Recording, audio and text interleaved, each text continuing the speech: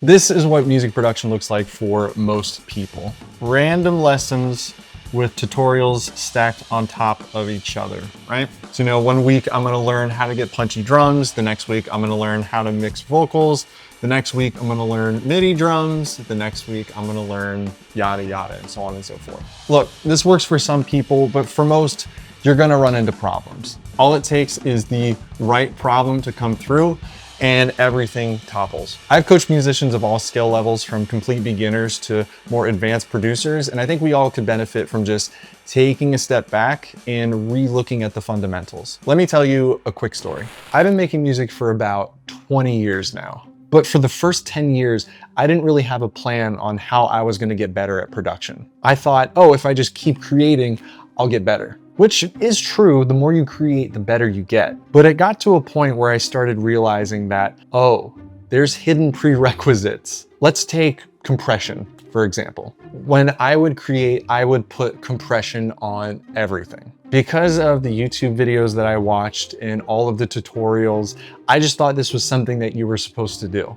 I never actually knew how to listen to something to understand why it would need compression in the first place. And then this led me down a rabbit hole of, what else has all these hidden prerequisites that I don't know about? And it was in that moment, I can remember it like it was yesterday, 10 years ago, that I realized that I actually didn't know diddly squat about the real purpose of music production. So I'm gonna show you how to get better at music production, but it starts with the way that we perceive music production. So let's go ahead and build our first foundation here. Now, if you go onto any music production video on YouTube, including my own, you're gonna hear producers use words that sound kind of silly. You'll hear words like boomy, muddy, boxy, crispy. What the heck does any of that mean, right? So this is usually what I recommend to my students. Instead of trying to understand what these terms mean, we need to put it into a context in which we understand. Which brings us to our foundation pillar here, which is before we start creating songs, we need to make sure that we are listening correctly. All right, so when we're building up a deep listening practice, we want to start with the reference of what we want to create in mind. And I want to put a lot of emphasis on the word deep. This means making time specifically a few times a week to really be able to focus undistracted on what you're listening to.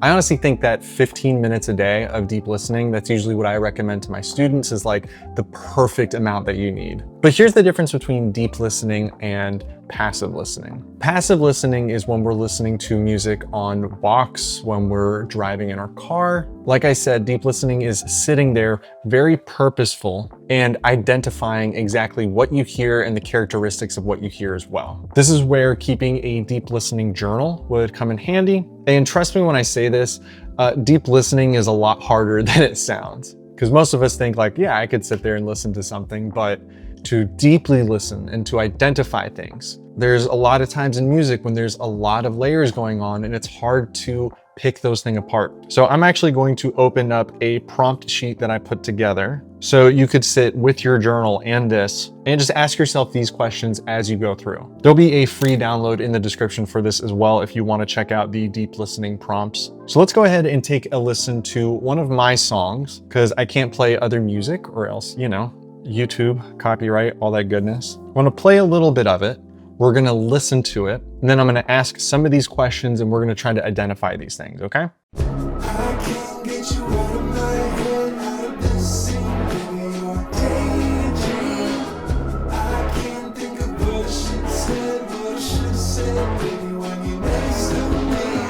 So the first section of this deep listening sheet is going to be instrumentation and layers. What instruments can we currently hear? And list out everything. So I hear drums, I hear guitar, I hear bass, I hear synth, I hear vocals. What layers come in and out over time? Mainly the guitars. There's a lot of pauses in there. It's bum bum bum bum, bum bum bum bum, bum bum bum bum, bum bum bum bum. So there's a lot of space there, right? Are there any non-obvious textures or sound effects? Yeah, there's a lot of background noise here.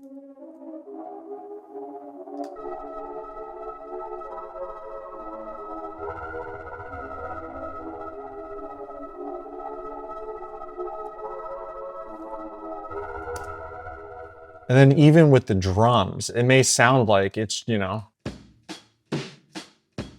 just that kit. that actually there's a lot more going on there with the drums than it sounds.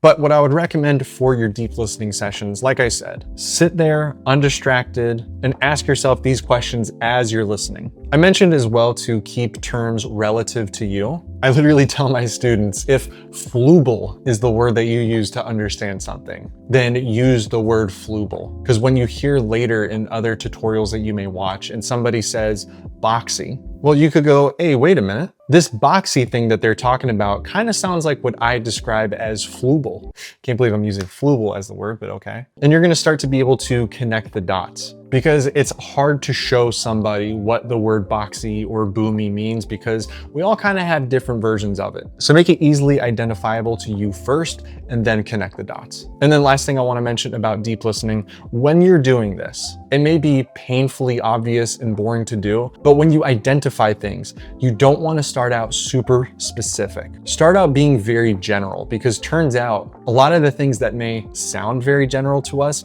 are a little more complex than we make them out to be, especially when it comes to studying older music from like the 60s and 70s, because there's so much charm and character to those tracks that we may think, oh, well, it's just drums, bass, and guitar. How hard can that be? But there's characteristics of those drums, bass, and guitar. If you listen to a lot of music from the 60s, there's like no high frequencies on any of the drums. It's all just like super cut off. So these are the things that we need to identify with our deep listening practice. So if we just do that consistently and pick out more things here and there, that recognition is going to start to build up, and we're going to start to identify things that other people who are just normal music listeners aren't going to pick up. This is how we train to have an ear of a producer. Okay, so now that we have our listening taken care of, we need to focus on the next pillar, which is going to be the art of structuring. A misconception that I want to clear up is that most people tend to lump together songwriting and music production. Sure, there's a lot of overlap there, but I think it's best to separate these two. Think of it like this. A great production to a not so great written song is like taking a movie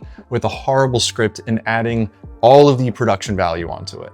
Sorry, Marvel fans, not to call you out there. Production is there to elevate an already existing good song. Don't get me wrong, there are okay written songs that production makes incredible, but guys, how much easier would it be if we started out with a great, well-written song to begin with? Something else about a good structure is that it gets us out of 8-bar loops. How many of us have hundreds, if not thousands, of unfinished loops just sitting on our hard drive? So here's how I want you to look at structure from now on. I want you to think of it like a story. When we start off, we start at point A and we want to get to point B. Now, I think we all can agree that just a straight line from point A to point B, that's kind of boring, right? That doesn't really make for a good story, because a good story has all these ups and downs and crazy twists that maybe we didn't see coming. This is how we can use storytelling to our advantage to make a great structure. The very first thing that I have my students do is to put together a structure with just chords and melody. They can add lyrics if they want to, but the purpose of this exercise is that if you can tell a story with just music through a solid progression, a solid structure, and a solid melody, then you have the main ingredient for a good song. So I'm going to show you kind of like a general template. And instead of thinking of it as like intro, verse, chorus, verse, etc., I want you to map out the energy and to think about it that way. Most people, yeah, they like to make up music as they go and kind of discover where they go through the process. That's totally fine. I do that all the time. But I want you to do that with the structure the most. And we're gonna treat this like it's a book, like it's a movie. So, you know, where do we start out? Maybe we start out with an intro, the energy level's kind of here. Maybe we bring up the energy in the verse, but then something happens in our story and we bring the energy down. Maybe we have kind of like a pre-chorus. And then we get to a chorus and we want to bring the energy up. Then we sink into a second verse. Maybe our listener is expecting us to do the pre-chorus again. So let's throw them off and go into a second chorus. Then maybe there's a solo here, and then we'll bring it down here and bring the energy low. Then we'll have our finale third chorus, and then the outro. So a couple things I want to point out with this structuring. So this is our first verse, and this is our chorus. I want you to look at the energy levels between. A common thing that I hear whenever I'm doing feedback sessions is that the energy in the chorus doesn't really separate enough from the verse. And not just chorus verse specific. I hear a lot of songs where the energy level feels like it's kind of consistent throughout the whole song. And to me, a consistent energy level is like that first example that we did, where it just gets us from point A to point B. There's not a lot of variation in here. So let's agree, let's not do this. Let's tell an interesting and dynamic story because we want to take the listener somewhere, right? So this chorus energy is higher than the verse energy. And by the way, this isn't like a you have to do this, you have to do that. Because there are many songs where the exact opposite of this. There's a lot of energy in the verse and there's no energy in the chorus, and it's cool. But what it's doing still is diversifying its energy, and it's helping the listener move through the song. But something else that I have in here, I went to verse 2 here, and if you look really closely, if I bring out this line right here, you'll notice that the second verse, the energy level is slightly higher than the first verse. This is something I try to purposefully do. I don't really like going back to places exactly. So I would add something that just changes up the second verse just a little bit from the first verse to keep it moving forward, to keep it interesting. And then the same thing with the second chorus here. This second chorus has something a little different than the first chorus. The solo adds something a little different than this. And then our final chorus, that's the climax of the song. That's the last battle of the movie, the book, whatever it may be. So I want to make sure that I'm giving everything that I got in this last part. This is how I typically map out my energy in songs. I think it's really, really important to focus, of course, on your general structure. But if your intro doesn't sound that different from your verse, and if your verse doesn't sound that different from your chorus, just adding more instruments won't help. You need to consider the energy. And something else about structuring. We don't want to be formulaic robots, right? I think that's why a lot of people oppose structuring out your songs, because it seems like you're being very, very meticulous about everything. But again, writers map out this stuff, directors, producers, every other format of art does this in some way. So why don't we as musicians do this more? Like I said, it's not about being a perfect robot. The structure is just the guide, so we know where we're starting and where we're finishing. One more really, really crucial detail in here. When I was mapping this out, if you notice, I had this all on an incline. I didn't just say verse and then we're in the chorus, then we're back in the verse. See how sharp these are? Of course, these hard cuts of energy can work, but definitely think about how you can ease into the next part and naturally let it flow. Again, going back to the feedback that I give for students, a lot of times it feels like we're just kind of being thrown into the chorus. Whereas if we took some of these elements from the chorus, sprinkled them through a little bit in the verse and kind of ramp this up, it feels a little more natural to jump into the chorus, right? Now that we have structuring in place, let's add on the next pillar, which is adding basic instruments.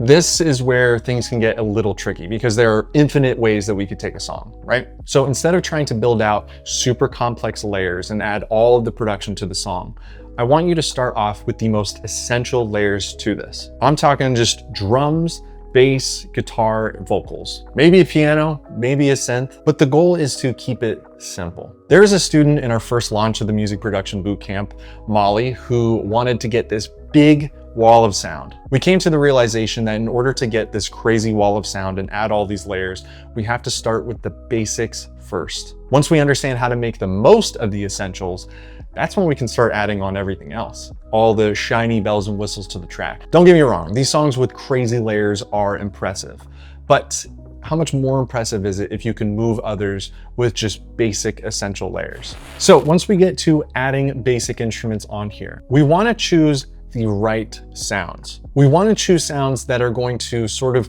do the work for us. And what I mean by that is we want good sounds to begin with. We live in an incredible time right now for music production because it is so easy to get good sounds into your music. You're going to want to take some time apart to get familiar with your sounds and what sounds good to you. And then pairing these sounds together as well. What is within the same context of what we're trying to do? And this is where deep listening comes in handy because they're not just putting a piano with a drum set. They're putting these warm drums next to this warm piano, so the overall vibe is going to be warm. So I'm just going to record a quick drums and piano, and I have pulled up here probably the most recognizable drum kit from Logic. I hear this kit so much. Let's just record something real quick. And now let's lay down this Steinway grand piano. Again, this is one of the most recognizable pianos in Logic.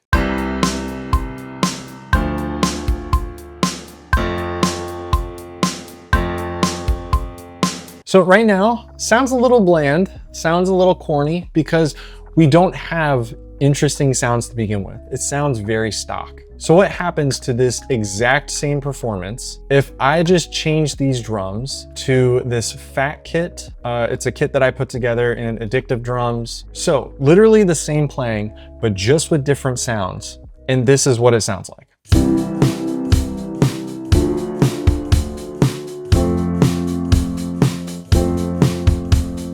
It sounds a million times better. It doesn't sound stock. And just because I put in the time outside of creating to get familiar with my sounds, you're able to paint something that feels a little more natural and a little closer to what you hear in your head. What's gonna separate you from other people who are in this stage is that other producers are gonna focus on mixing. They think that mixing is gonna make this miraculously sound better. But you know, because you are a smart music maker, that you gotta start with good sounds to begin with. Something else that is really important is we want to make sure that our velocities and energies are accurate and make sense to what we're doing. I get asked more about MIDI drums than I think anything else. And other than just having good MIDI drum sounds to begin with, the next most important thing is going to be the velocity and how you program it. And this goes just beyond MIDI velocity. If you play really, really stiff, whereas if you loosen up your playing and try to take a more simpler but natural approach to what feels comfortable with you, 9 times out of 10, that is going to sound better than trying to program or create something that's overly complex and out of your comfort zone. Don't get me wrong, you want to push what is out of your comfort zone, but if you're trying to nail really simple things, that is not the time to push out of your comfort zone. That is the time to perfect your comfort zone. So I'm going to take this first batch of drums here, and I'm actually going to make them all the same velocity, because if you aren't using a MIDI controller, chances are you are writing in drum parts. And when you write in drum parts, I see it all the time, but you gotta adjust your velocity. There's a student that I have, Tim. When we were talking about MIDI drums, his focus was, to get a realistic performance, everything should just be, off grid a little bit and not perfect. Sure, that's important, but what is more human is the way that we hit things. A human being is not going to hit a hi-hat the same velocity every single time. We have muscles that get tired and need to be used very wisely. And that's where swing sort of came from. So real quick, I'll show you. This is the performance that I played on the finger drums. As you can see, there's a lot of varying velocities here. Here's the first one where we have everything at the same velocity. Just listen to the difference in the playing. So here's the first one, which is the same velocity.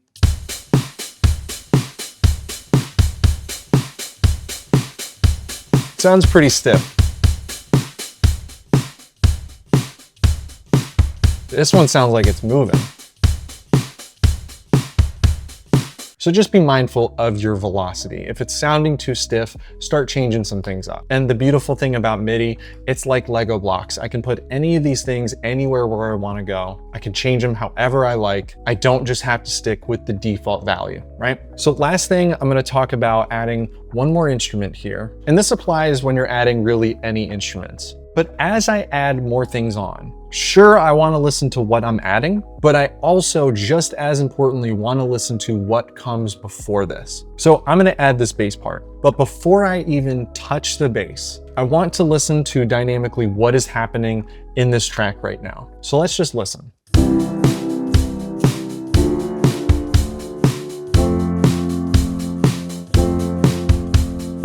So what do you hear? I hear a lot of space that could be filled because this piano is very sparse. These drums, there's a lot of room in between these hits. So let's just play around with the bass a little bit here, okay? So I could take it really, really simple, right? I can just stick with the root notes, follow the piano.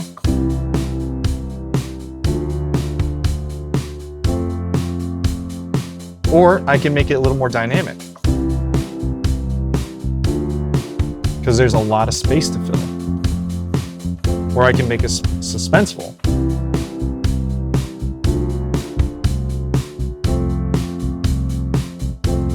Or I could drop it down.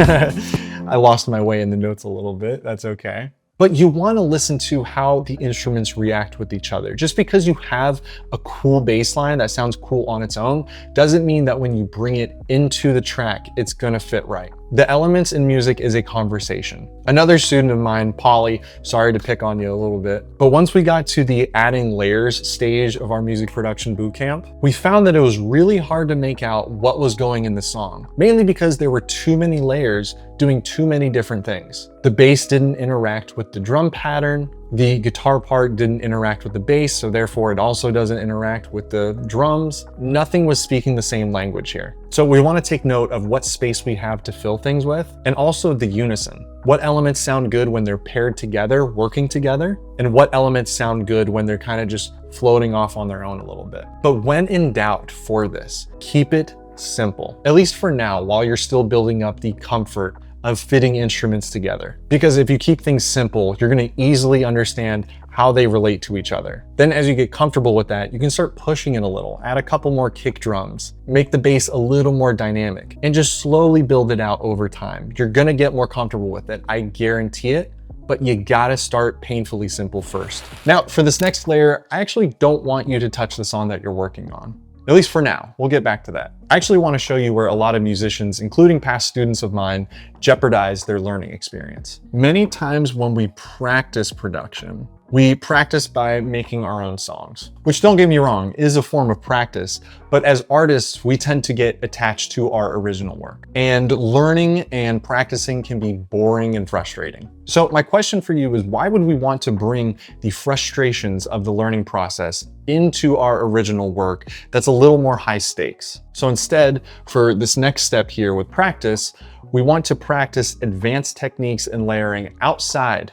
of our original work. Imagine if Paul McCartney was just learning guitar when he wrote Blackbird. He'd probably scrap it, right? And also, Paul McCartney and literally every other guitarist on this planet didn't learn by making their own songs. They learned by playing other people's songs, right? We should do the same exact thing when we're practicing production techniques. So when you're going into your practice sessions, you want to take it in small pieces at a time. I'm one of the biggest advocates of remaking songs. That's the best way to learn production because you have the guide right there in front of you. You just have to train your ear to find those sounds. And the first thing that we have to do in order to understand how to find the sounds is to get familiar with the sounds that we currently have. I'm in Logic Pro, so as you can see, I have a lot of sounds to choose from. That's one of the reasons I love Logic, is because there's so many good stock sounds in this DAW. When you schedule time for practice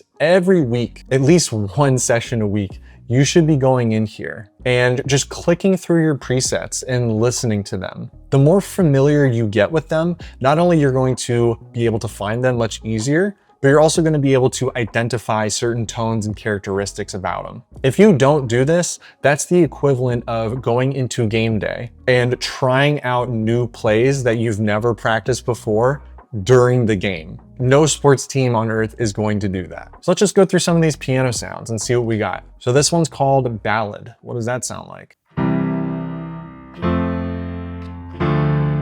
Okay, it's very bright, it's very sharp, it's very present, it stands out. What about this Concert Grand?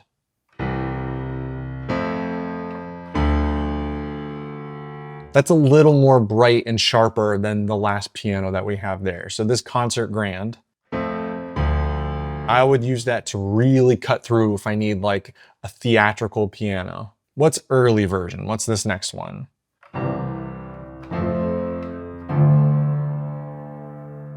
All right, this is a little warmer sounding. I really have to hit it hard to get a lot of noise out of it. It also kind of sounds like it's in the other room. All right, what about this next one called Easy? All right, so to me, this easy one sounds a lot like the Concert Grand. They're both very sharp. They're both very bright as well. So again, this sounds boring, but you're gonna wanna do this for all of your sounds. Otherwise, you're just trying to find the needle in the haystack when it comes to game time, which is producing the song. So that's the first part, getting comfortable and familiar with their sounds to begin with. The next thing we wanna do for practice is to remake things, like I said earlier. And when we remake something, it can be very overwhelming, especially if you are a newer producer. Thankfully, Logic and Ableton and a few other DAWs, I think, have a built-in stem splitter to where you can actually split the drums, guitars, pianos, vocals, so you can listen to it a little closer. But you want to start again with the most easily identifiable elements of the song. So if I hear a very prominent acoustic guitar, I'm going to start with that because that's the most easily identifiable thing to me. And what I'm going to do, I'm going to listen back and forth to that track's acoustic guitar and me with the microphone. It literally starts with the microphone before I put a single plugin on it. You know, does the reference track sound like the microphone is up close to it? Does it sound like it's far away? Then you can start with positioning. You know, what happens if I point it at the fretboard? What happens if I point it at the sound hole? Every single microphone has a built-in EQ. It's just called positioning. So when you're listening to the reference track, start with just the positioning of the microphone. That way it'll make it so much easier when you go to EQ it because there's less work that you have to do. And I also recommend always painting in broad strokes. Meaning if you're just starting to get comfortable with shaping sounds, you'll see a lot of YouTube tutorials that'll try to get you to treat vocals with these microscopic adjustments. I think that's necessary in certain case scenarios, but if you're just starting out and you're just getting comfortable, it's much better to paint in broad strokes because you hear more of actually what you're doing. You know, this is a lot of mid-range that I can hear that's being taken out. This is a lot of high-end that I'm adding that I can easily identify because trust me, it is much easier to hear this difference with this wide Q curve than to hear this difference. And then of course, as you get familiar with what mid-range sounds like, what high-end sounds like, then you can start tweaking it and tightening it up and making these smaller adjustments. And then once you build these sounds from other references, you're gonna wanna save those as presets because chances are you're gonna wanna use it again. And now you have a reference that you can refer back to. That's why it's called a reference, right? But the word I wanna take away from this is going to be familiarity. Personally, I don't believe in talent. I only believe in familiarity. Your favorite guitarist, pianist, whatever, isn't better than you because of some gene that's inside of them that makes them more talented. They're just more familiar with what they're doing. That's why I emphasize that we have to put these things in terms that we understand. I actually might run out of room. So once we have a good understanding of practicing layers, that's when we can go ahead and add on our additional layers. It may feel a little weird at first to add layers because you haven't really developed the intuition yet. You might not know when it's too much, when it's too little, but trust me, this takes years to develop. This isn't something that a quick YouTube video can teach you. Just trust the process, and in the meantime, we can do these two things. First thing that we can do is we can strengthen our deep listening practice. Instead of identifying easily identifiable things that we did in this phase, now we can start to go a little deeper. Next, and this is where you can have a lot of fun with it, but go ahead and make scrap projects and just push them to the limit. How do we know if we're adding too many layers unless we actually purposefully add too many layers? So have fun with this. I think a lot of discovery comes from just messing around and finding out and pushing things to their limit. I literally learned how to use a compressor by just pushing it as hard as it can go, flipping it on and off, listening to what it sounds like with it on and listening to what it sounds like off. All right, so now let's add layers. So since we have our general instruments, I have drums, bass, and piano. The first thing that we're gonna do is just listen.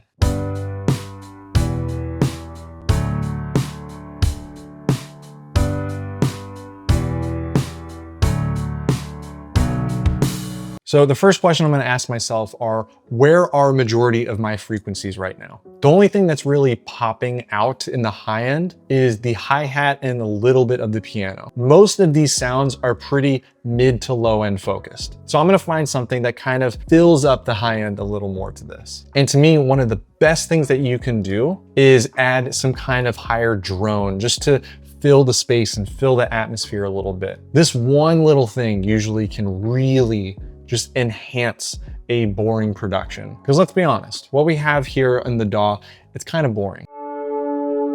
Let's just try that. I mean, that sounds kind of cool. It's just the default preset when I opened up Atoms.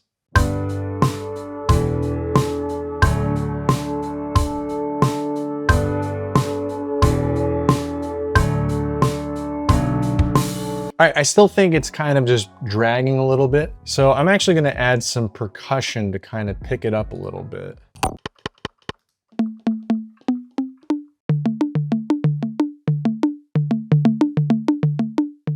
Let's take some of the highs out of that because it can be a little distracting probably. And then I'm just gonna add a little reverb to make that interesting. Let's see what we get.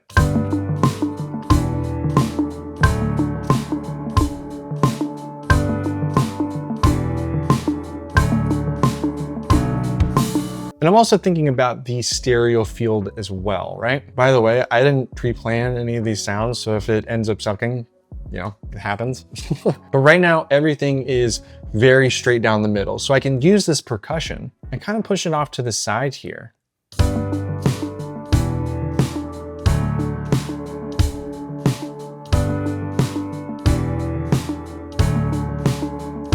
And now it starts widening up our experience as a listener, right? A principle that I have whenever I'm adding layers is that it should almost feel invisible. And what I mean by invisible, not that like you can't hear it or it's not there, it should just blend in with the rest of the production. So these toms, for example, I think that's kind of teetering on the line. I think some people who watch this probably aren't going to like these toms in here. Some people who watch it might like them. But my job is to make them feel like they belong. Let's add one more instrument, and I think I'm wanting a little more motion again. And I'm actually gonna copy over this piano here and open up Retro Synth. And I'm just gonna start messing around with it.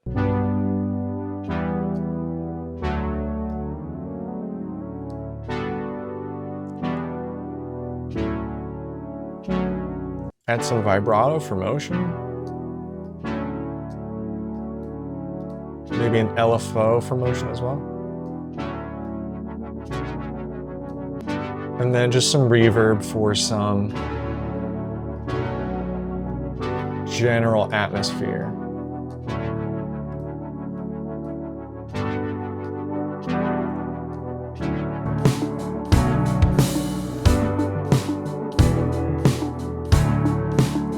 And just to show you, I mean, we didn't do much, but this is where we started.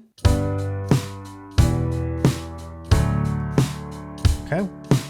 And this is where we ended up with just adding 3 layers.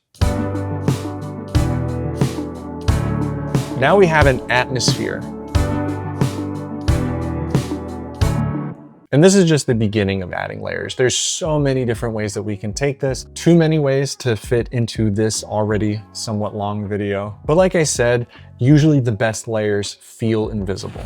All right, mixing. When I have one-on-ones with my students, I always ask them, what do you think would make your track sound better? The absolute most common response that I get is something along the lines of, oh, it needs mixing. Oh, I haven't mixed it yet. Maybe mixing will fix this, mixing that. The best bit of music production advice that I ever got, and I thank Nathan James Larson, he's another incredible music mentor on the internet, go check him out. But he once said to produce as if mixing was not a thing. This is why it is at the top of, my wife called this a cake. Well, sure, it'll be a cake. This is why mixing is the smallest piece and at the top of the cake. Let's rewind back to our sound selection when we were picking out instruments. If we start with great sounds to begin with, and keep in mind that they are within the appropriate context of the song that we're making, I guarantee you that the mixing will mostly take care of itself. You see, mixing is not a cure for a bad production. Not to be crude, but you can't put lipstick on a pig and call it a pageant queen, right? Is that offensive to say?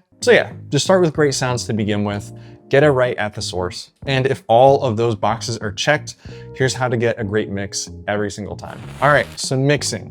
What do? I'm gonna show you sort of my mixing process. This isn't right, this isn't wrong. You're gonna see so many different ways of people saying, you need to do this, you need to do this. I personally think the most important aspect of mixing comes from leveling. I mean, before any like creative plugin, before, you know, any mix bus processing or anything like that. What helps me with leveling is something called the mono trick. In Logic, I can just slap on this gain plugin and it has a little mono switch. So if I keep this off, we hear our elements in stereo. Right? And I click it on. Brings everything to the middle. And the reason that I want to do this is because when we have everything going to one place, we start to hear what is directly competing with each other. And essentially, as I level this, I want to level it in mono and then check it in stereo. So I'm just going to keep this right here. If I turn it off, it's back in stereo, turn it on, it's in mono. And I'm just going to go through and level each element. Now, the most important aspect of leveling doesn't come from focusing on the element that we're currently on, right? But it actually comes from listening to the element that comes before that. So I can start with drums here. And as I bring up this bass, sure, I want to listen to the bass, but I'm actually listening to how the bass is affecting the drums. And this is something that is going to get much harder as you continue to add more elements because there's more to listen for. But right now, let's just listen to the bass. So as I turn it up, I want to make sure that I can still hear mainly the kick and snare of the drums. If I turn it up too much, well, this is a pretty quiet bass to begin with. Let me turn the output up a little more here. All right, now, here it is.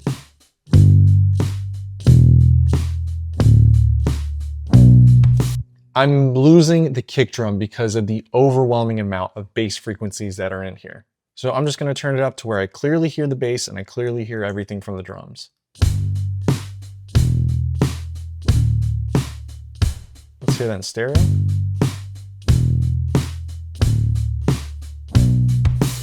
All right, now let's turn up this piano. And again, like I just said, it's gonna be harder because now I have to listen not just to the bass, but also the drums. I wanna make sure that I'm preserving the characteristics of everything that comes before this. So if I turn this up too much, I lose pretty much all of my bass as I turn that up. So let's just bring it down. Okay, now let's listen to the drone and we're just gonna gently ease that in. All right, so now let's go ahead and add in the drone.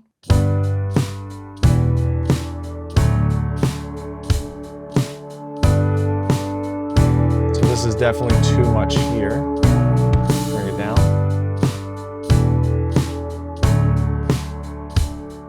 Let's check in stereo.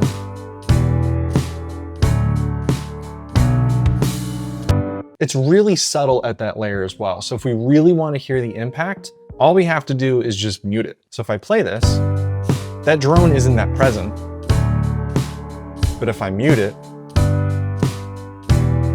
there it is. Bring it back. All right, and then let's add in these toms here.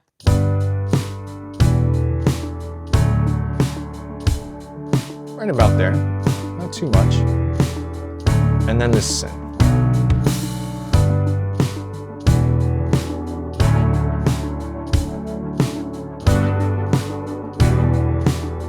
Maybe there. All right, let's hear it in stereo.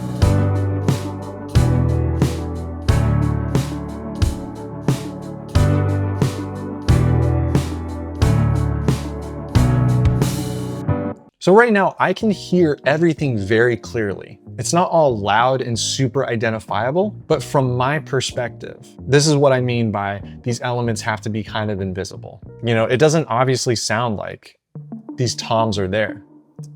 But if I get rid of them, add them back.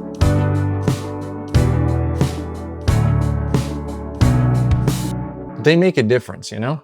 All right, so after we have it leveled in there, that's when I would move on to panning. One of my favorite ways that I heard panning explained comes from Jack Antonoff. And he said when he pans, he likes to picture everything as if it were a marble. And when you pan things, you're pushing marbles up against a wall. Two marbles can't exist in the same space. So I want to carve out a different space for all of these things. Obviously, when you have center-oriented instruments like kick drums, snares, bass, vocals, obviously that stuff can live in the middle. But when it comes to the stereo space, I have 64 different options that I can put something to the left, and I have 63 options that I can put something to the right. My mixing methodology just comes from just putting things in different spaces, not really having a solid process about it, but I just want things to stand out enough to where I'm not pushing something super far off to the side because then I'm isolating it. I want to look for balance. So for example, with this piano here, I may want to put it off to the left a little bit. If I put this synth all the way to the left, that might bring an uneven weight over to the left side. Now everything feels like it's over here to the left. But if I put this synth over to the right, it's now complementing the piano that's on the left. And it just really opened up that stereo space there. And look what happens if I push the synth too far over to the right now.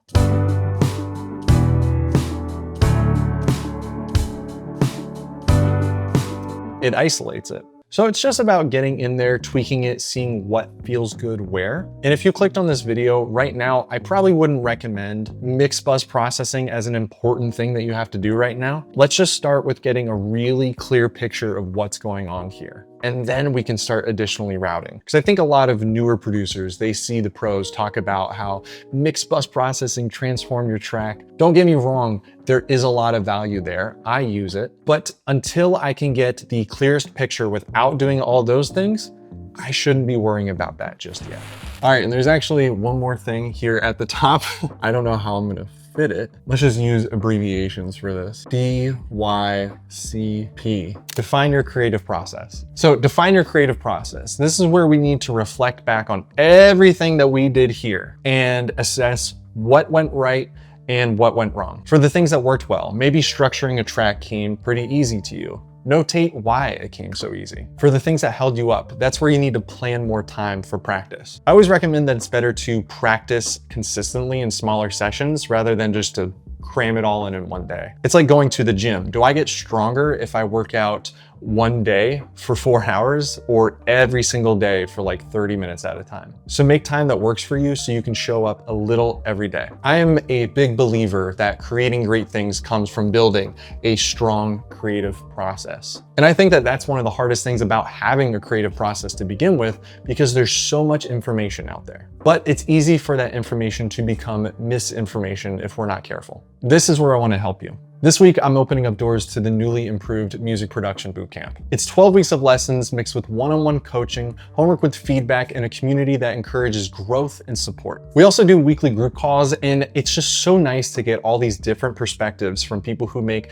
different kinds of music, people who are on different walks of their production journey, but they all have one goal in common, and that's to make things that they love and love the things that they make. Access to the Academy is 20% off for the first week, so don't miss being a part of it. Of course, link is in the description. But I hope that this video was helpful in your journey. If you enjoyed it, I hope you consider subscribing. If you did not enjoy it, I don't really know why you're still here at this point. And quick thanks to my wonderful wife for being my cinematographer on this. Absolutely crushing it.